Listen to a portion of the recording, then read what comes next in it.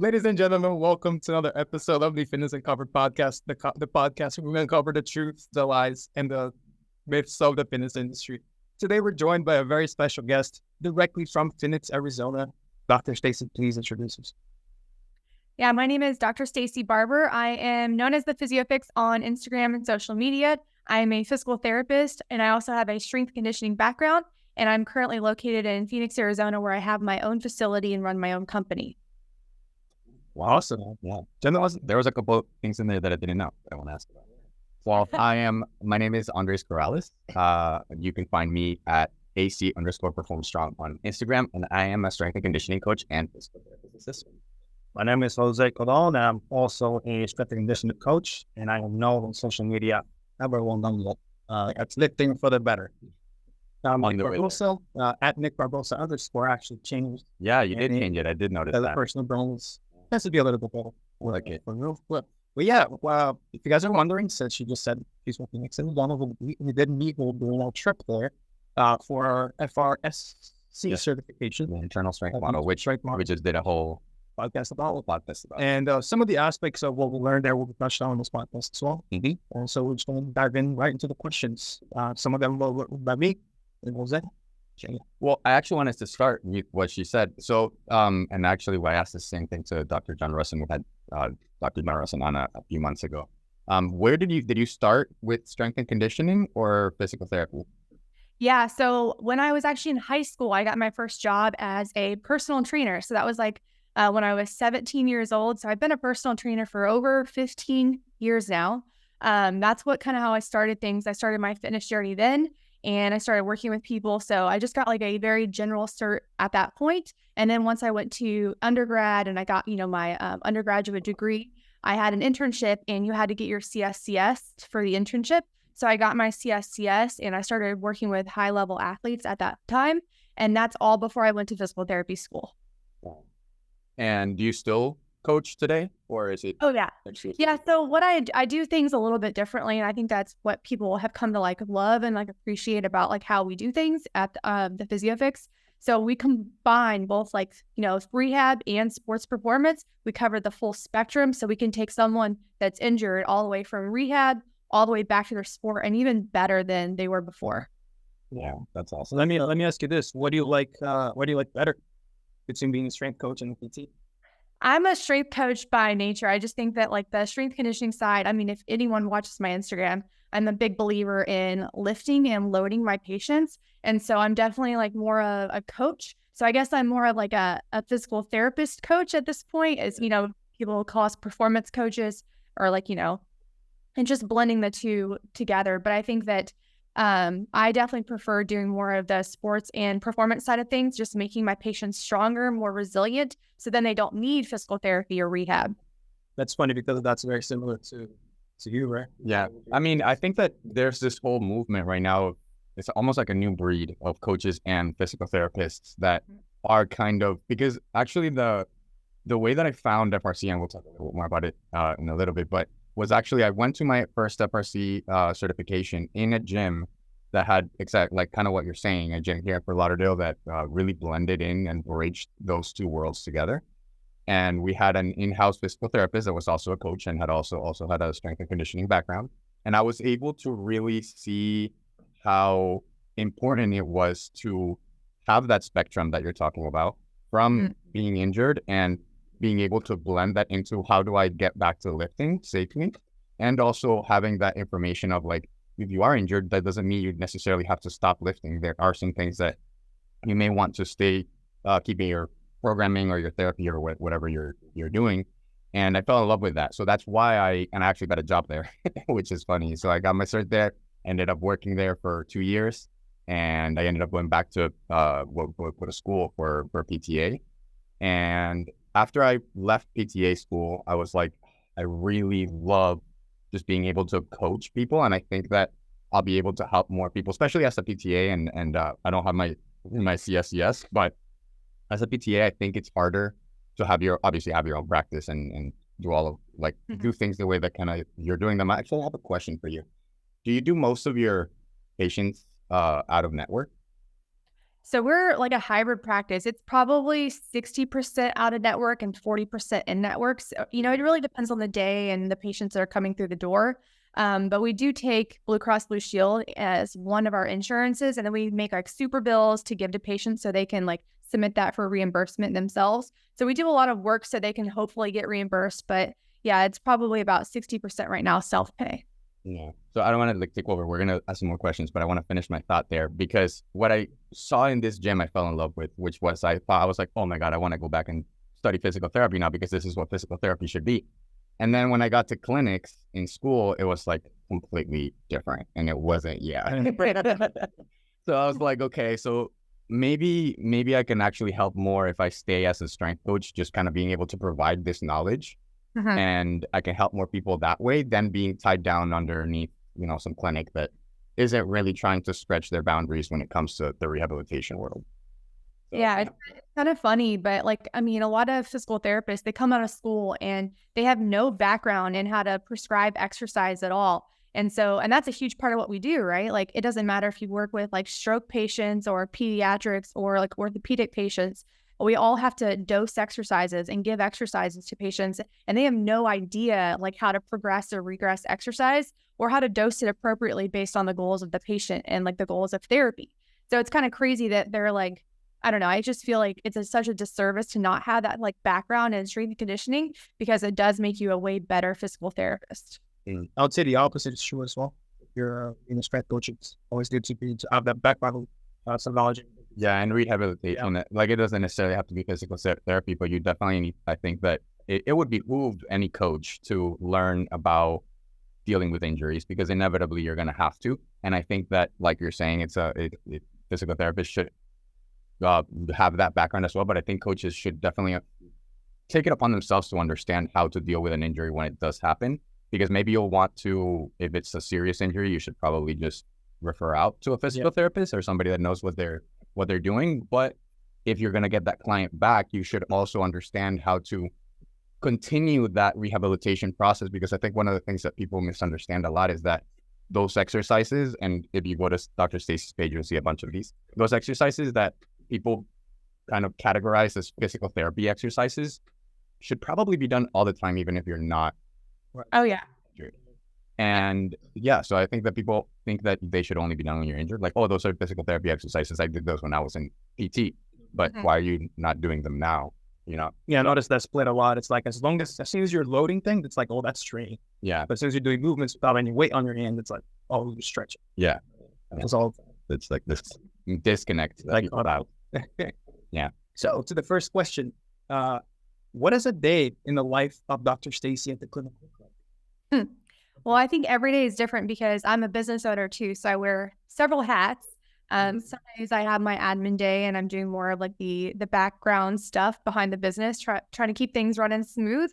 And then some days I'm treating patients. So I definitely separate my duties. So I never am doing both things at the same day to really like make sure that I'm giving my all to my patients and I'm very focused on them when I'm treating. So I have like my clinician hat and then I have my owner hat.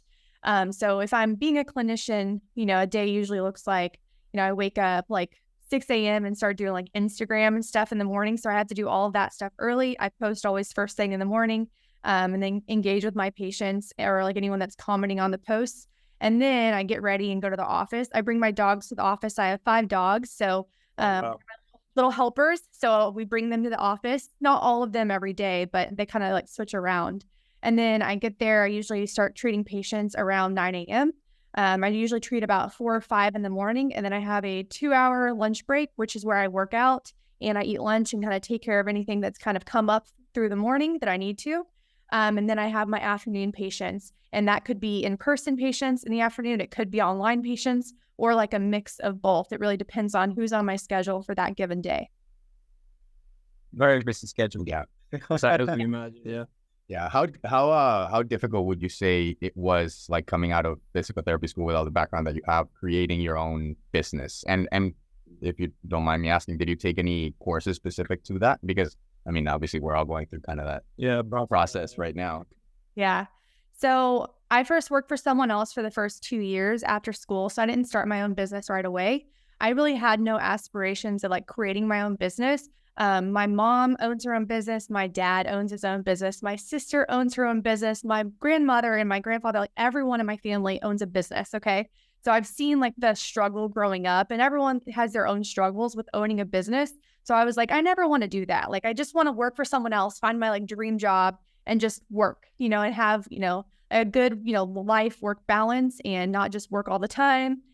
But anyways, after 2 years of working for someone else in like a kind of a PT mill, I don't know if you've really seen many of those clinics. So I was working with like 38 patients a day. It was quadruple books sometimes. Like, you can't give your all to your patients and you can't actually help them in that setting. They think they're getting better, but time usually helps a lot of people get better too. So I was just so frustrated and burnt out. And so I kind of saw how that guy ran his clinic and what I didn't want to do and how I didn't want to own my business and didn't want to run things that way. So I kind of just, when I started kind of branching out on my own and quit my job to build this new model of care, I just decided to revert back to my personal training days and being a sports performance coach. And I wanted to kind of create that one-on-one model that I had when I worked with clients.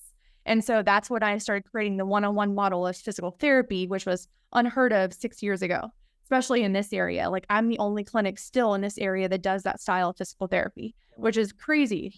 There's probably like 10 in the country that I know of that are like actually facilities that have like other people within them too, not just like a one single practitioner, because it's hard to do. So I didn't take any classes, but I had like, all of my family members to kind of like bounce ideas off of and ask them questions too. And so they would really help me, especially with like the finances side of things and the accounting side of things, of how to set up a business and like how to get your tax ID number and all of that stuff. But the rest of it was on me because they don't have healthcare businesses. So I had to do a lot of Googling, a lot of trial and error.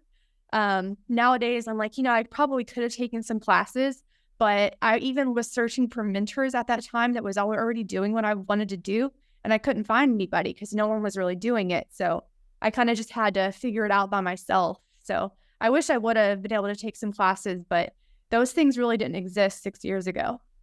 You were just talking about how those, like, and more specific courses too, that you don't necessarily have to be in an educational organization for, like, necessarily. Right.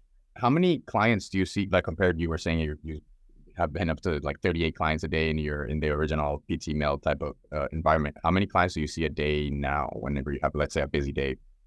7 or 8. Yeah. 38. So what is it? You're seeing like 4 to 5 4 people in 1 hour? Yeah, it's so crazy because, you have like physical therapy technicians. So like, they're not PTAs, but they're just people that like, they're called techs. They just help facilitate like the exercise portion of things. So you'd see your patients for like 5 to 10 minutes and be like, hey, Bob, how are you? Tell me what's going on. And then Bob's like, oh, my shoulder's bothering you. You're like, okay, well, let me try to get you on the table real quick, do whatever I need to do hands on. And then I'm going to write down some exercises that I think you need to do. And then I hand this to the tech, and the tech takes you through them, not knowing, are they doing them correctly? Is the patient having pain during it? Like, all these different variables. But that's the best you can do in that sort of setting because, your job is just to get through patients. Yeah, even as PTA, I mean, from the curriculum that I saw, there was a lot of exercise-based courses and classes, but a lot of it was mostly modalities, and it was a lot of modality testing. Like, there was a very brief exercise like segment, and it was towards the end. Like, most of the curriculum was really about modalities, and I saw that also in clinics. That at least my experience, I was in neurological clinics, and I was also in like orthopedic specialization clinics, and I was also in like a general everything kind of. But I actually even saw like post-polio patients and things like that.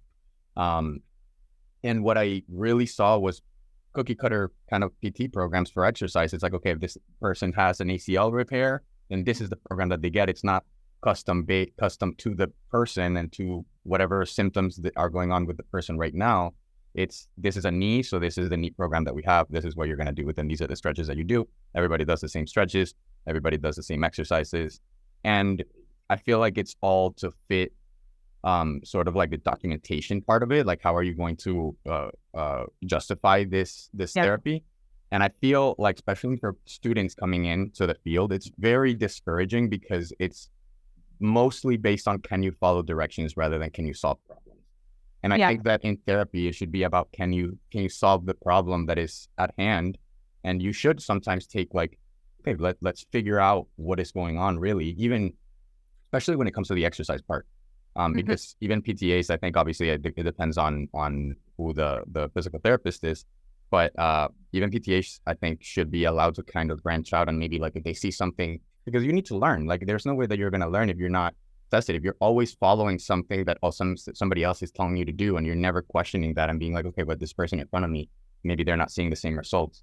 Maybe they need something slightly different. I think that falls, so it's very in line also with the, I guess, the parameters set by the standard healthcare system in America. It's like very systematized and very robotic. Yeah. As opposed to like more holistic. And I don't want to like sit here and shut up physical therapy, because physical therapy is very important for people to not fear, obviously. But I do think that people should sometimes maybe get a second opinion in certain things. And if you are listening to this and you have been to physical therapy a bunch of times and you still are dealing with a ton of pain and a ton of, limitations, and you are hearing this and you're like, hey, that's actually how my physical therapist works. I'm never in there with him one-on-one or anything like that. Then maybe try to find a practitioner that gives you a little bit more quality time and attention.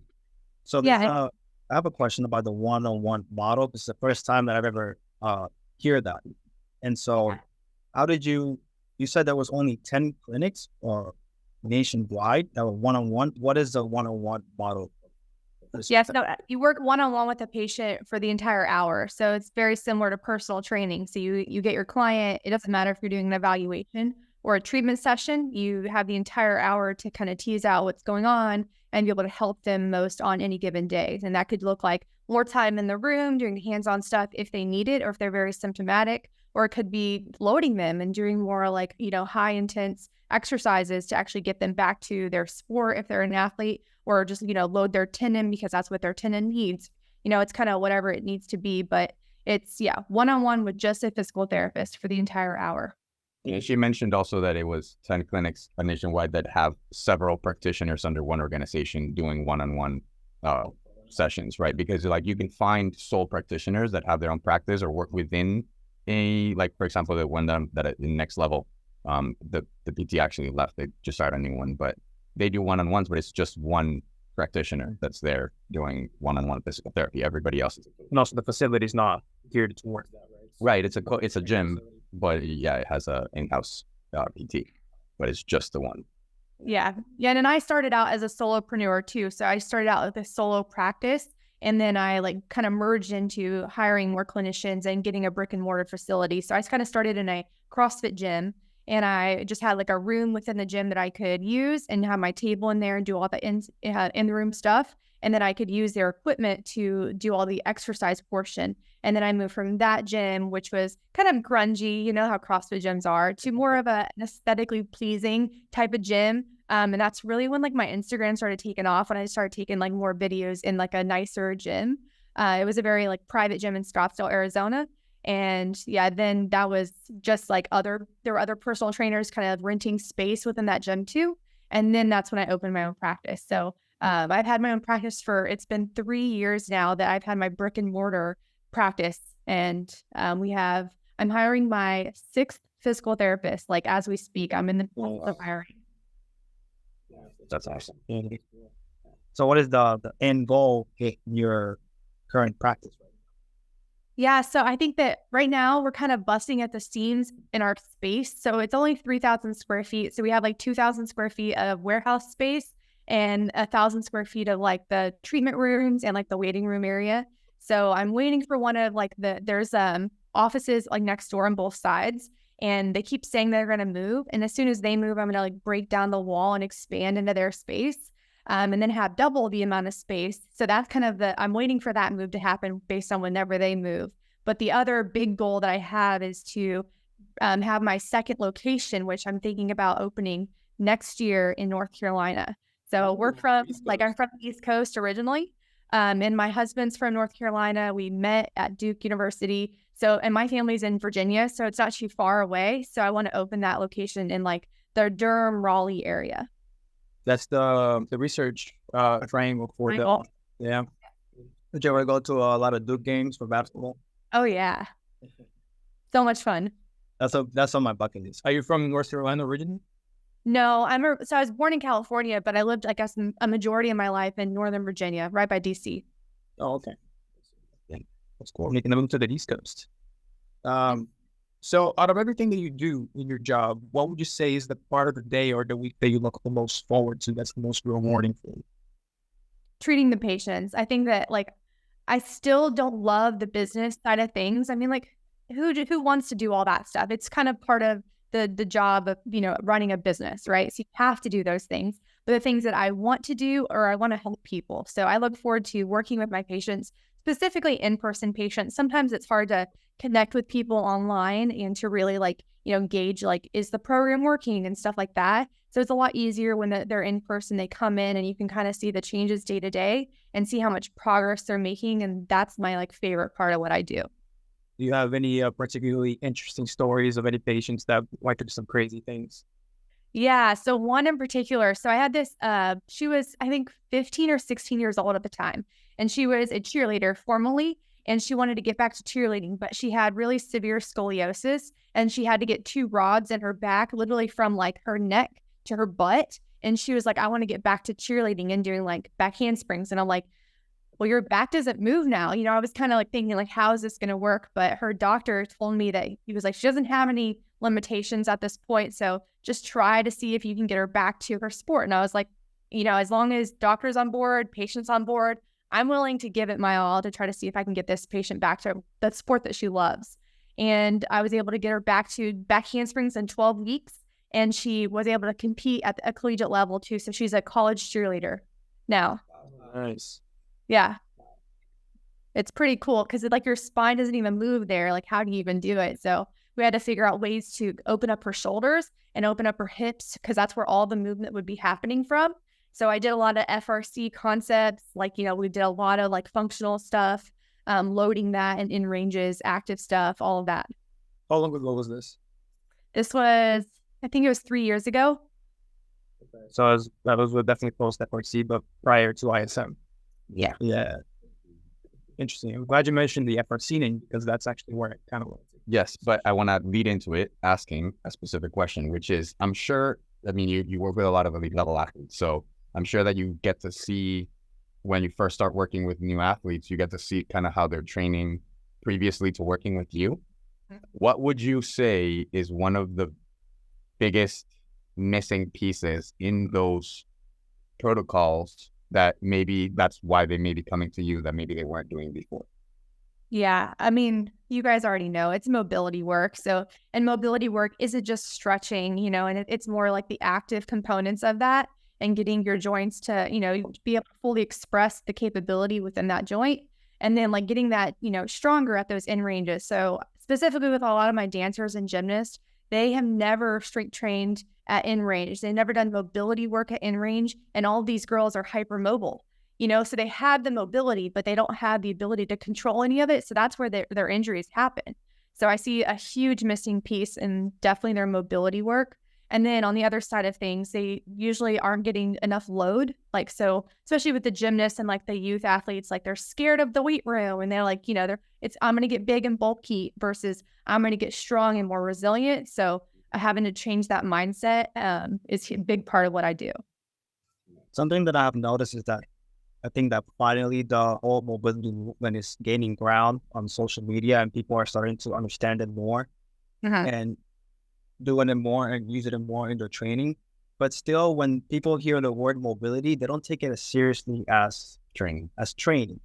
And it's hard when I think that the word, we discussed this before together, that when you say mobility, people just think stretching. And they think it's a different thing. It's not training. It's mobility is not training. So when trying to explain to clients that this is going to help them perform better in the sport, they still are hesitant to use it because it's just, they think that they look soft doing a certain exercise or it doesn't look as cool. And it's hard. So do you think the word mobility should be changed to something else or should it just stay mobility? I think it's still going to be an uphill battle for a while until people truly understand what mobility means. And that comes down to an education thing, which we're doing. The movement culture is moving towards that. But I think that we just got to keep doing a better job at educating. And when I can tie anything back to a specific goal that that patient has, they're more likely to buy into the reasons why they're doing this mobility. You know, if you're just saying like, okay, just do these to warm up, they're like, let me just, you know, like not do it correctly or just half-ass it, and they'll just get through it, or they'll skip it entirely just to get to their actual workout. But if I tell them like, this is the exercise that's going to help you achieve X, Y, and Z, they're like, okay, I'm going to do it now. So I don't think the word needs to be changed. I just think that like maybe the education surrounding the word needs to be a little bit more.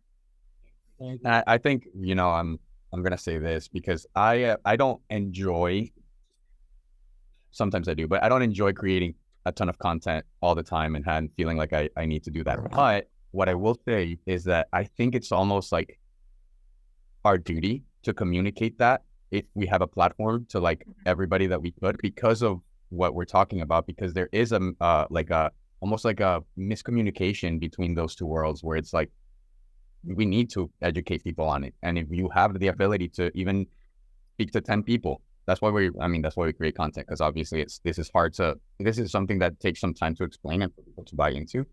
It's not something because it's thought about for so long as something different. And I think with the social media landscape right now, it certainly doesn't help because videos keep getting shorter and shorter every year. Right. It used to be YouTube videos, now it's reels of 90 seconds. And I think complex topics are pretty hard to explain within 90 seconds, which is part of the reason why we started this podcast. Yeah. And that's also actually why I like, and I was talking to Jose about this before we started. That's why I like one-on-one, because there are certain conversations that are difficult to get across if you're not in front of the person and you're kind of just giving them a training protocol.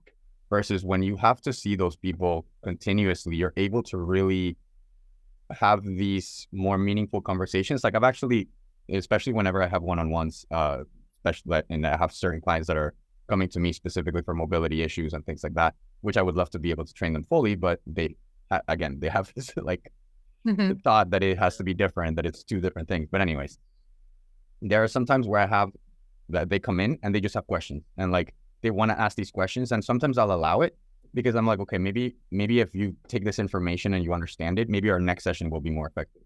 So sometimes it takes away from our training time, but I think that education piece is also very important.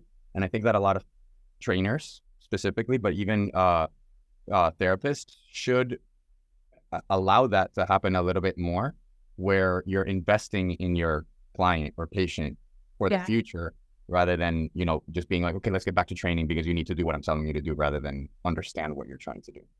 Yeah, I think the narratives are what needs to change too. So like a lot of people that come in with their own biases, right? Like they think that mobility work is unimportant, but I have them like always like tell me kind of like what their thoughts are in regards to most things too. So I can already kind of figure out like where we're going to have most of like kind of apprehension like going into the training. And so that's something over time, you don't want to break down those walls and change narrative day one, but over time you can start to, you know, tell them a little bit more and educate them more. And then eventually they're going to trust you and you're going to have that relationship and that rapport that you're going to be able to tell them like, okay, this is what I think that you should be doing. And they're going to be like, okay, now I fully understand it because you've been planting the seeds for all of these sessions. And now I fully, and like, I'm in, you know, that they bought into whatever you're telling them.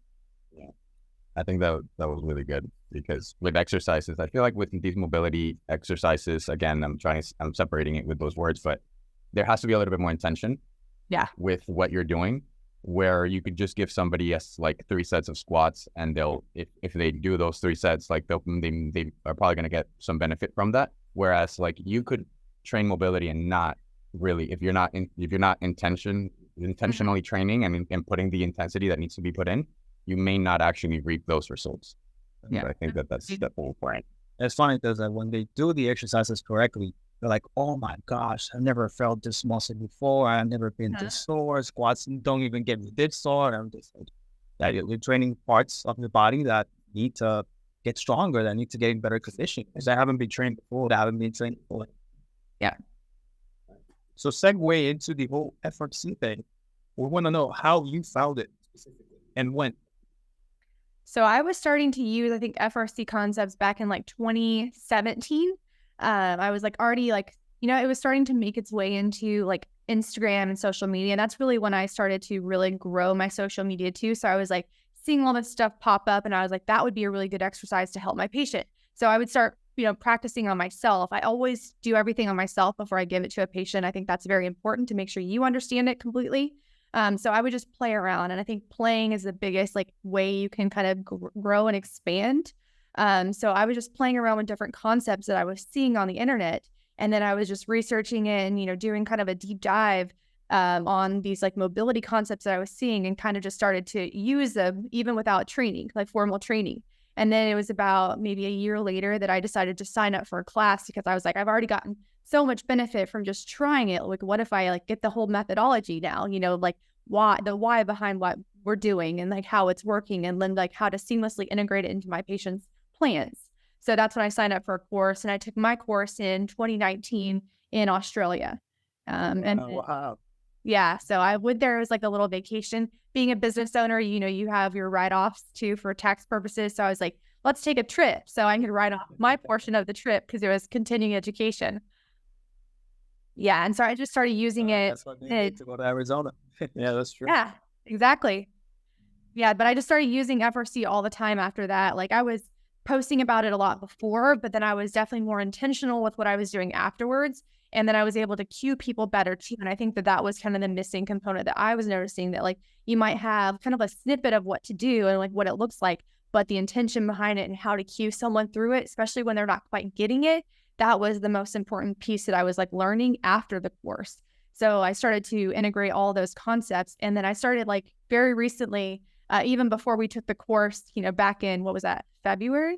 Is that February? March. Back in March, I was already like using like the internal strength concepts too, because I've had friends online that have been doing that sort of stuff for a while. And I was starting to once again kind of like look to see what they were doing, play on with the stuff on myself, start giving it to my patients, and figure out like, how it was kind of working into the plan. And then I was like, let me once again go back to the course, figure out the methodology, and figure out how I can integrate this best into my treatment plans with my patients. That was Jose for us. Yeah, that was actually, you were the first one. I was in the first fit model certification seminar. That was in Las Vegas in November. November of 2022. 2021. 2021. Yeah. Wow. Oh wow. How long? And that's actually why we ended up getting together, because like it's very obvious, and it's funny because I run into some of your clients at the gym, and I'm always like, this is definitely either Jose's or Nick's client, because it's so obvious that, like, I heard the other day, I was literally just working out at the gym, at one of the local gyms here, and I hear somebody behind me be like, oh, so these are pails and rails. And I immediately turn around and I'm like, I have to ask. Love that. They're coaching. And then he texts me immediately, oh, I met your client. Yeah. So That's question, how did you feel overwhelmed after that FRC certification? After getting all that information, did you feel overwhelmed after that? Like all these? No, I think it's because I was already using the concepts for so long. I just needed to know the why and the methodology, and then just like to tweak, what I was already doing. So I thought that it was like, I walked away from that course like not as overwhelmed as I felt after the internal strength course. I felt a little bit overwhelmed after that course, but the normal FRC course, I walked away like, I got this. Like, I'm able to now integrate this, talk about it correctly in the correct terms, and make, FRC proud of, what I'm doing. But the internal strength one, yeah, like, especially like the verbiage that they use, I think that a lot of it is very, very like crazy, the language that they are saying. And so it's like, try to remember like, okay, this is like this sort of exercise. And I'm like, I know what the exercise looks like, but I don't know what to name it. So when I'm trying to like name the exercise, tell people what to do, I'm like still like mind blown of what to call it. Yeah, because I had when you're going to like eccentric abduction, it's impossible. At once, and it's like, whoa. I had an existential crisis after my first FRC course. I was just like, I've been hurting people my whole career. And what am I doing? Should I continue to be a trainer? Like, I'm going to explain to people I've been doing it wrong this whole time. Like, yeah. And also an internal strength model. So I've had 2 existential crises during my because you certification. You came from like a very powerlifting bias. And bodybuilding. Yeah. So did I. Yeah. And there was definitely I had to ask him so many questions during the ISM, like literally mid-lecture, because there were some words that I was like completely over my head. Well, yeah, I mean, even I had to, because there's, even in the physical therapy world, like, in the anatomy world, in the medical field, like there are various words that people kind of interchange that mean the same thing. So it kind of depends. Translation really killed. Yeah, and I forget, obligate translation is arthrokinematics is the way that I learned it, not obligate translation. Yeah, so it's just certain things like that. But anyway, I think like the ISM, I definitely felt overwhelmed, and I think that it's better now because I've had to integrate it into people's programs, and obviously, like most of my clients, I can't fully just change everything to ISM. So it's been more of a, okay, how can I actually make this work with what I'm already doing? Versus obviously, like what Nick and I did was we're training each other. So I'm writing his program, he's writing my program. I'm competing in my first powerlifting meet in about a month, a little bit over 5 weeks. And he's doing have we ever announced that? No, but it's okay. Go ahead. He's doing a bodybuilding competition. Bodybuilding, physique, or classic? He might do both. Yeah. Oh, Let's go. So with him, I'm actually using like the model, like ISM, like he's kind of the guinea pig. A bunch of continuous session stuff. Yeah. So, but it's because he took the course. So with him, I can do that because I understand easily. But also with everybody else, the other challenge that we run into is that obviously we're training each other online through like he uses the Google Sheets with me, and there's not necessarily a lot of videos on YouTube to plug into the actual platform so we can show people what to do. And we're kind of trying to create them over time ourselves. So we've been going to this gym and kind of reporting them and posting them. But still, it's kind of challenging to train other people without the videos, just because it's pretty hard to explain. Like you're going to explain how to move the joint through words. Yeah, like that would be like a paragraph for each exercise. Yeah. I'm doing the same thing right now. So I'm still like playing with the verbiage, but yeah, it's hard, but the videos do help a lot of patients for sure. So how do you integrate it into, like, how do you use the model, right? Like, we don't need to talk about the entire model, but how do you integrate it into your system? So I was already doing a lot of like the isometrics and eccentrics. That's kind of a big part of what we do in physical therapy anyways. Like you start with someone that's very symptomatic. You do usually isos, and then you can do eccentrics and concentrics and isotonics and stuff like that. So I've just mainly been integrating more of the end phase stuff. So kind of doing like the catches and all of that stuff. That's been really helpful for like my patients are like maybe like post hamstring strain, trying to get back to like, heavy sprints and stuff like that. Also been doing like different, the same stuff that you've been doing, some of those like prolonged eccentrics too. And like really trying to get into, especially with the bicep curls. I have a lot of like elbow patients that I've been doing those with, and they're like, oh, I feel a lot better. So I've just been kind of like using like little bits of ideas here and there, but I definitely find myself kind of doing more of the more challenging exercises that we learned in class, kind of like the fun ones, like the bounce ones and all that stuff. People like that. The speed ones. Yeah, people like that. They look more like training and stretching. Yeah, they look more like their sport. So it's a easier buy-in because you can't change the entire like structure of their training, after you go to a course. So it's a slow migration to what you want it to be anyway. So it's like, let me start adding these pieces here. I also started doing a lot of like those max sets of hips cars and stuff like that for patients too. So we started doing those right off the bat, and people are like, I have to do this for 2 minutes. And I was like, yep, get to it, like, let's go. And so they're like, oh, wow. Like, I don't think I could do another set. And I was like, perfect. Then we're doing it right, So that's how it should be. So I guess I'm doing a little bit of each thing, but I'm not doing all the things at one time because I think that would be too much to add in, and it would be a bit complicated, and it's hard already to like change things anyways, because patients are like, oh, they get used to one thing and they don't want to change to something else because what if they have pain with this new thing, So there's always this apprehension there.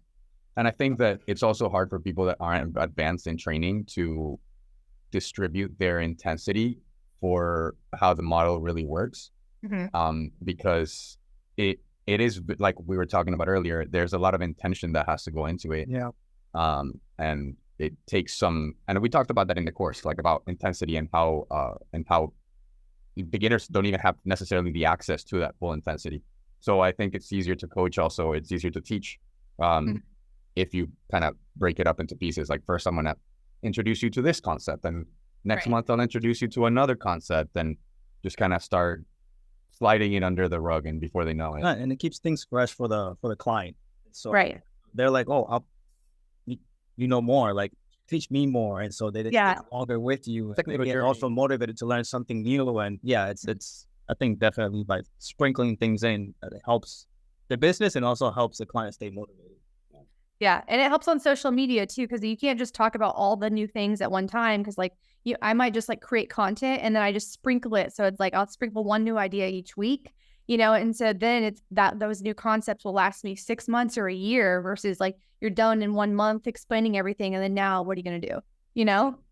So I like to sprinkle things like that online too, because especially like anything that's like flashy, it gets people's attention. They're like, what is this? And then you can kind of educate a little bit more of like the why I chose that exercise and what it's accomplishing. And then now, explain that this is from the FRC concepts. And then like, but you don't start here, you have to start here, and then kind of get people more interested in mobility work. So where do you see all of this this movement going? Do you think we'll be able to dominate the world? I think we'll be able to be more resilient than other people for sure, and be able to help the people that we work with. Yeah. Do you find yourself like what is the most common injury that I guess you may treat? I know that that's maybe a hard question, but if you could give me like the top 3 that you see. I'm trying to think. So everything comes in waves in physical therapy. I swear it's like right now I have like all ankle and foot patients, like so many, like, so there's a lot of like post-tib tendinopathy or Achilles tendinopathy. I see that a lot, especially if you work with runners. You're going to get a ton of those people that have no idea how to manage their training volume or to train the Achilles tendon itself. It's crazy. They're like, oh yeah, I never do calf raises. You're like, what? Anyways, another topic, but that's probably one. Another one would be just like generic low back pain. That might be like SI joint dysfunction, or it could just be like mechanical low back pain, but just that low back region from, a variety of different things. And the other thing would be like some rotator cuff pathology. So usually supraspinatus is the one that gets the most involved. So that like rotator cuff right here. Sometimes it's accompanied with impingement. Sometimes it's not, but I would say those are the top 3. Yeah, I would agree. I think especially even in the coaching world like that, especially that low back and the shoulder. We're getting a lot of knee. Well, I mean, I posted something about knee, so I've been getting nothing about knee. all of my the people that are messaging me right now are all about the knees. Yeah. But so how does a regular evaluation, like if you get like, what is the process? You don't, not necessarily specific test, but because obviously it might be different for everybody, but what's the general process that you take people through when you first see them? So a big part of evaluation, doesn't matter if it's in person or online, is the subjective portion. So I just let people kind of tell their story. I don't, interrupt them. I think that that's really important to make sure that they like get out whatever they need to get out. And they could go on tangents, but it might be important information that you need to know. So I just kind of let them tell me like, what's the reason why you're here? Like, how can I help you? What are your goals? So making sure that I like hone in on goals, because most people have a goal. They might not realize it. Like if it's somebody that's older, they might be like, oh, well, I'm just a normal person that does normal person thing. But then if you get down to it and you'd be like, okay, well, now you're having trouble getting down to the ground and playing with your kids or your grandkids or whatever. And so figuring out those specific goals and then tying them in little like exercises to help achieve those goals, even on day 1, so they can see how what I'm going to be doing is going to help them achieve those goals that they have. That's really important to me. So I start with that. Subjective portion could be quick depending on the person, or it could be pretty like lengthy. And then we go into the objective side of things, kind of do a full movement assessment. It doesn't matter if they come in for a pinky injury on their, their finger. I'm going to be looking at the whole body, seeing how everything is moving. I go from like the neck down, also screen out the nerves, see if they have any like nerve involvement on the upper or the lower extremity. And that kind of looks like a lot of the FRC like stuff. So like the FRA. So kind of, the full range of motion, all that. And then I like do movement testing. So I'll do squats. I'll do like, RDLs, single leg RDLs. I'll see what their balance looks like. I make sure to look at their ankle mobility, like against the wall, the knee to wall test. And then I do like, if they have pain with jumping, I'll do some jumping related. If they have pain with squatting, like heavy, like we'll look at that too. If they have pain with deadlifting. So I look at the things that cause them the problems, so I can figure out, is it a mechanical problem that's quick and easy to fix? And then we go into our special tests in physical therapy. We have all these special tests that we do to hone in, like once you already have your hypothesis of your diagnosis, and you can kind of further hone in on those things and do these different tests to rule it in or rule it out. And then once I do those, then we kind of discuss with the patient the plan of care, like, hey, I think that this is what's going on. I think this is what's going to be helpful to help you get better and reach X and Y goal. And this is what I want to do today to help you achieve that. And then like, is that cool? And then we just kind of get to it. So we might start with hands-on stuff the first day. Sometimes that creates a lot of buy-in. If they've had any experience with physical therapy before, they might really want that side of things. I'm a big advocate of movement-based physical therapy, but sometimes like for especially day one, you can't really break down their narratives. They're like, oh, well, it was so beneficial for me before, so I start there. So we'll do like hands-on stuff, and then we go out to like the facility, the office area, like the gym, and we'll do movement-based mobility stuff, and then we'll do some strength stuff. And then I record everything for them, and I write a note, and then I airdrop everything to them, and then they have their homework. Wow, that was thorough. I'm very comprehensive, and it looks very similar online too. The only difference is I don't do the special test. Sometimes I have them self-test themselves. So if they're like having like a hip impingement problem, I'll have them get into a position and do like, it's called a scour test to see if they kind of can provoke any symptoms, and I'll teach them how to do it. So you can do actually a lot more than people think you can online. You can do like self-manual, like resisted testing, stuff like that too with patients online. And then the movement stuff for online patients, I just create them an online program, and then I deliver that to them through the app, and then they can start doing their program on their own time. And you have your own app? I do. No, my question is, on average, how long do these evaluations last? All the evaluations are 60 minutes, just like our treatment sessions. Pretty good. And so I guess my first question for you is, did you record yourself performing the same things that you would give them in person, and you just pretty much put it online for the online patients?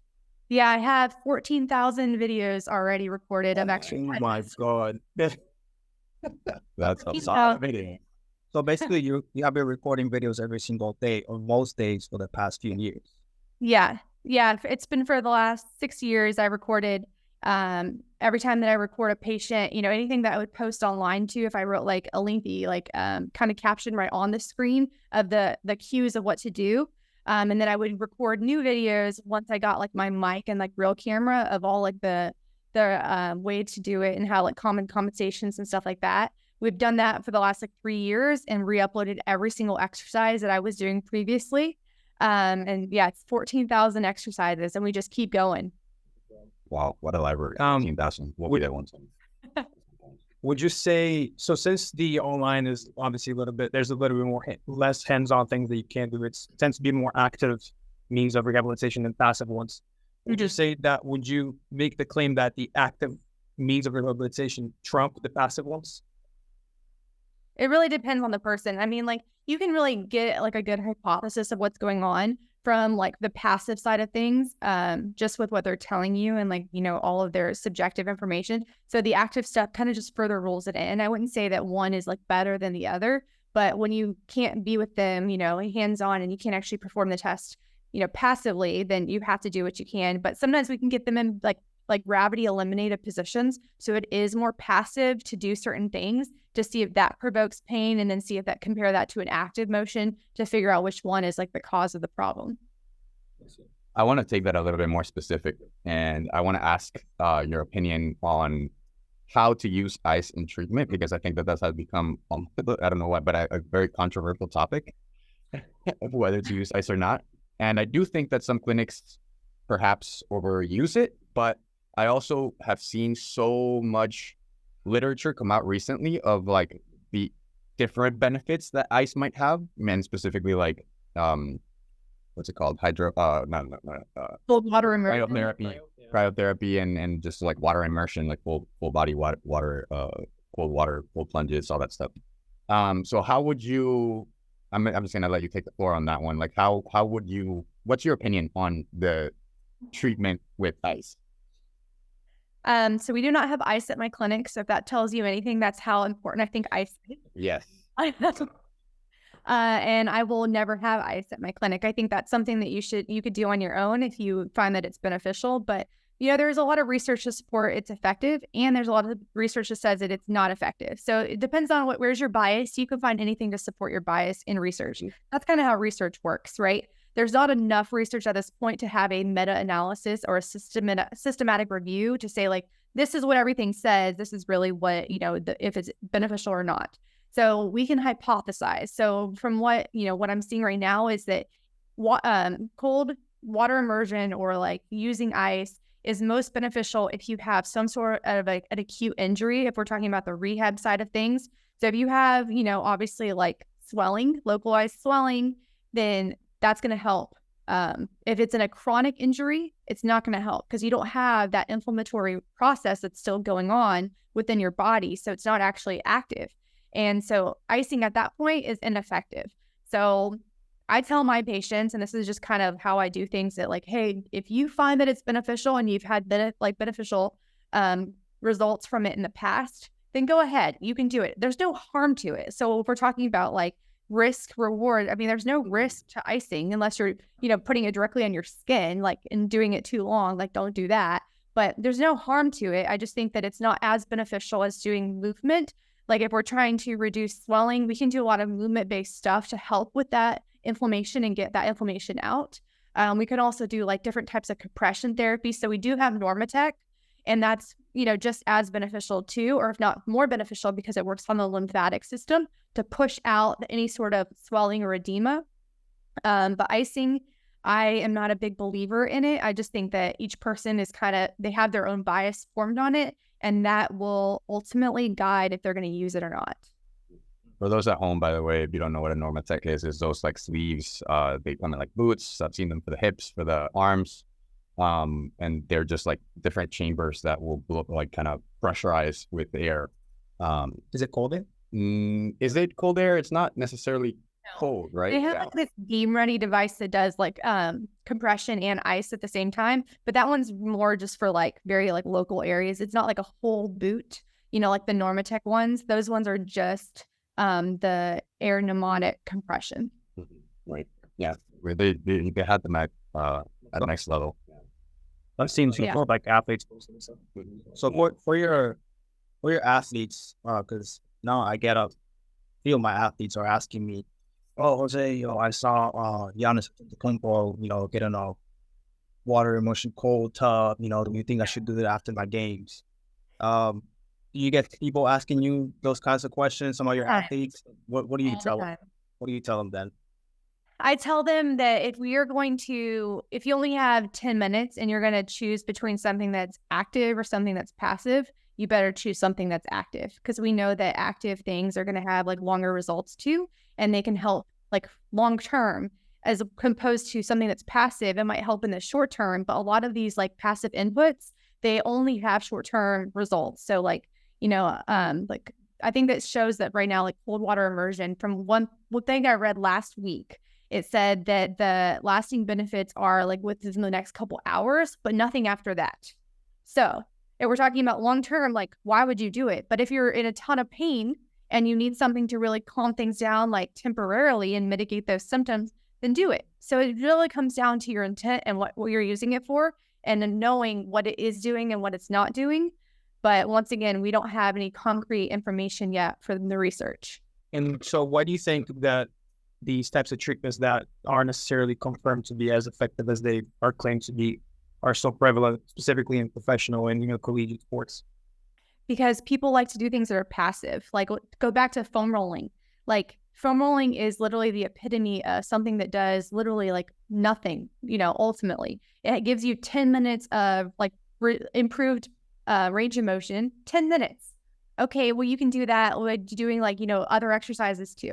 So it's been like perpetuated, and people were marketing it really, really well. And then you get these people that are like, I feel like all pro athletes are the worst. And I work with pro athletes, and they're the ones that come to me. They're like, hey, I saw this trend where I should just put butter in my coffee. And I'm like, oh my God, like they just jump on everything that's new, and they think that it's a new shiny thing that's going to help, up their game. And now they show people online, and they have a huge following, and they're doing a disservice to their followers because they're just showing what they're doing and not explaining the research or the lack thereof research. And I think that that's how all these things just keep getting perpetuated. And people are like, well, my hero does it, so I'm going to do it too. Yeah, that is wild to me because they're supposed to be the role models of what the epitome of physical activity should be. But they don't know. They don't know, right? You would think it would be like the same for training and recovery, but not really. No. So then what would you recommend, after they finish their practice or their game? Because that's usually when they go into this cold immersion, plunges. What would you recommend that they should do after they finish their practice or their game? I would say make sure you get your protein in, have some protein, make sure you're sleeping enough, hydrating enough. I think that we have to focus on the low-hanging fruit before we focus on the trendy things. Like if you check all those boxes and you're, sleeping your 8 hours a night and you're hydrating enough and getting your protein in and meeting your micro and macronutrients, then now we can go into some of those other things to figure out if we can up your game, like this and much, but all the other ones, they're going to be kind of consuming like 90% of your recovery. The other things might have 10% of improvement, I would just make sure they're doing all of those other things and make sure they're recovering well. I want to go back for a second to inflammation to talk about it, because I think that people have this like fear, like as soon as inflammation is present, they're like, how do I get rid of it? Right. So it's so important, right? Right. So go ahead, because that's exactly what my question was. What is the purpose of inflammation? Like, what does it happen? When do you want to maybe control it? And when do you want to let it take its course? Yeah. So inflammation is a part of the healing process. So you have to have an inflammatory response for anything to get started. So without that response, it's like you're never going to actually begin the healing process. Your brain isn't going to like signal, hey, there's something going on. Let's go down there and let's heal it. So without that, like you need that. So that's a big part of what we've been talking about recently with ICE too, is because, and even ibuprofen is like, we don't want to do those things right away because then you blunt that response. And then now there's a delay in your body actually going to that site to help heal it. So it's a big part of what we do in physical therapy. And there used to be like a whole thought process, which isn't actually true, that if you didn't go through the normal like healing process and you didn't have the inflammatory response, let's create an inflammatory response, which you don't have to do like to start with healing. But it's a big part of once you do have an inflammation response you got to actually allow that to happen for, I think that's 24 to 48 hours. And then let's start icing it. So let your body actually start doing its thing like it's supposed to do. And then we can start helping it out. Right. And because you mentioned some other ways of managing inflammation, what would you say before going to ice is something that people may want to do if they, let's say, have had inflammation for a few days and it's not going away? Movement. So, that could be like small, little tiny, like if your ankle's swollen and you just rolled it, just small circles, but you're just trying to get that circulation going because all that stuff is getting like pushed down. It's getting pushed back up too. And, make sure you're hydrating enough too, because we actually pee out any like edema. So it gets filtered through the kidneys and then we pee it out. So making sure you're hydrating enough too. So everything is getting flushed out. Making sure that you can still elevate. Elevating is still great too, because it needs to get back to the heart and the organs to be able to get filtered out. And do you maybe educate your clients a little bit on like maybe inflammatory things that they could be consuming that could affect that as well? Yeah. So I'm not a dietitian or a nutritionist, so it's kind of like a gray area. Like we can talk about, because it's within my scope to talk about things like in generalities, but I can't give specifics too. So I can kind of like ask them about their diet and, figure out like maybe if they are kind of having that. And then I could touch on like, hey, there's been like, research that says that there are certain foods that cause like inflammation within our body. Have you ever thought about, like looking into maybe your diet or kind of meeting with somebody? And then I might refer them out to somebody because once again, I'm not an expert in that side. Right. Yeah. Scope of field and everything. Yeah, absolutely. That's important. Cool. We probably shouldn't be thinking about wrapping that up soon. Because we have to go soon, both of us. And so what I want to ask, I guess, is a final question for you. If there's any physical therapists or people that are aspiring to get into the field, if you have any advice for them now coming into it. I think, like I said before, I think playing with the exercises and kind of figuring out how to create new exercises out of old exercises is a big part of physical therapy. And I think that that's something that's going to not just help you yourself out, but your patients potentially down the road too, or your family members. So I think like having fun and kind of creating new things, that's really important. Finding mentors to really help like guide you along the way is really important too. There's a really good initiative in the physical therapy world called the CALU. So it's Clinical Athlete and Level Up Initiative. And there's a mentorship through there. I've been a mentor of them for several years. And it's just like to kind of show that like we don't no longer use the biomedical kind of like approach to things. It's not very much like, hey, your x-ray shows this is the reason you're in pain. We don't do that anymore. It's biopsychosocial. That's our model of care. So how like the different elements kind of come in together to either like, help you or hurt you, like depending on what your beliefs are, and to be able to help educate people of that too. So that mentorship is really helpful. And then I guess lastly is just making sure that this is what you want to do. Because I feel like there are a lot of people that come into physical therapy that decide like, I actually don't want to be a physical therapist. Like they want to be just a coach, which is great. Like I love being a coach, but you don't have to be a physical therapist to be a coach. And you can do a lot of cool things just being a sports performance coach or a personal trainer. So figuring out which area you want to work in, or a lot of people too, they want to go now into like the PA route. So they want to be a physician's assistant. And so they go to PT school and they come out and they're like, yeah, this isn't actually what I want to do. And now they have all this debt. So kind of figuring out, making sure where you're passionate towards, that you pursue that. So I think that's really important because I see a lot of people that like, I guess it's not what they expected. And I just wish that they would have kind of looked at things a little bit better before they decided to go into PT school. Yeah. Do you wish that any part of following off of that, do you wish any part of the industry was maybe a little bit different? Is there anything you could change about the industry to make it more effective and efficient? Well, I think definitely like the exercise portion of things, I think that, physical therapists can learn a lot from personal trainers and vice versa. And even like, chiropractors, like I think that there's a big like competition between people where there's like, all these people like territorial issues going on. Like you see it in, gyms, you see it on, social media. I think that I'm always in this like mindset that we could all learn from each other, that like there's something that everybody knows that I don't know and I can learn from them. If you allow yourself to actually be open to that, right? So I think that that's a big part of what I wish that our field would be a little bit more inclusive to the other fields too. I think that they're just a little bit jaded about exercise, or they think that they're the ones that should be the experts, but they have no background in that. So how are you going to learn when you have no idea of how to do it? So, kind of like meeting up with different strength coaches and chiropractors and kind of learning their perspective would just make our profession more well-rounded too.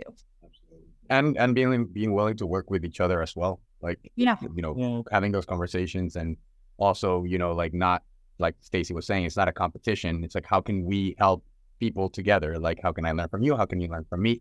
I've worked with physical therapists before and chiropractors. I know I shared my office with a chiropractor. Yeah, and like, it's great because you get to bounce things off each other. Like you see something that they're doing, you want to learn about that. Like, I had no idea what biopsychosocial are until that thought. Yeah, we need to learn from each other for sure. New perspectives are really important to keep our like fields growing. Absolutely. That was a fantastic answer and episode. There's so much good information like flying around everywhere. Yeah, I need to listen. Final touches from any of you guys, or Stacie?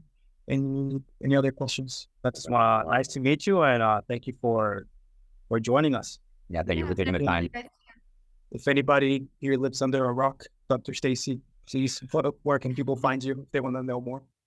The Physio Fix. You can find me on Instagram. You can find me on YouTube. You can find me on just, the website.